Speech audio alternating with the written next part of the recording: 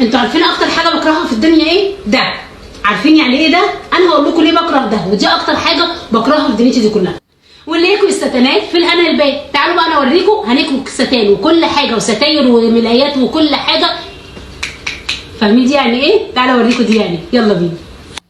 تا مفاجأة من رافال، جايبه لكم النهارده مكوى بخار من رافال، مش مكوى لوحدها، دي ترابيزه ومكوى في وقت واحد. يعني اي عروسه بتجهز او اي ست بيت بتجدد مش هتلاقي احسن من مكوى رافال النهارده، المكوى البخار ومعاها الترابيزه بتاعتها. هقول لكم على المميزات بتاعتها. اول حاجه تركيبها سهل جدا، ما بياخدش الا دقيقه.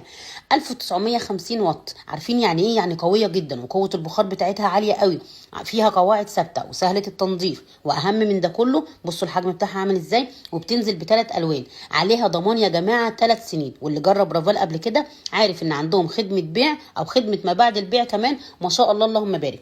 بصوا المكوى ما شاء الله عليها، بتكوي تل هدوم وانت قاعده تتفرجي على المسلسل، تقعدي مع اولادك تتسهري معاهم، مش هتحسي باي حاجه. هتوفري فلوس المكواجي وهتوفري كل حاجه، وهتوفري تعبك وخناقاتك مع جوزك بسبب ان هو عايز يكوي قميص وانت ما بتعرفيش تكوي. مكوى رافال حلت لك الموضوع ده خالص. فيها درجات، تكوي ستان، بتكوي جنس، تكوي كتان، كل اللي انت عايزاه. قوه البخار بتاعتها عاليه جدا، وبتكوي في ثواني، حاجه كده ما شاء الله اللهم بارك عليها. هتعرفي الفرق بعد ما تجربيها وتشتريها. هسيب لكم اللينك في الكومنتات. اشتري مكوى رافال، وهي الامان ليكي ولكل ست بيت ولكل عروسه. مفيش حاجه اسمها بعد كده بنكره المكوى. مكوى رافال حببتني ان انا اكوي. هجيب المكوى بتاعتنا وهدومنا وهدوم الجيران وهقعد اكويها، وممكن كمان اعمل مشروع. شفتوا الستان عامل ازاي وهو مكرمش؟ وتعالوا بقى دلوقتي اوريكم وهو بالشكل ده. شايفين المنظر عامل ازاي؟ وريكم كلها دلوقتي كل تفاصيل مكوة البخار من رافال. مفيش حاجه اسمها ان انت تكوي وانت واقفه.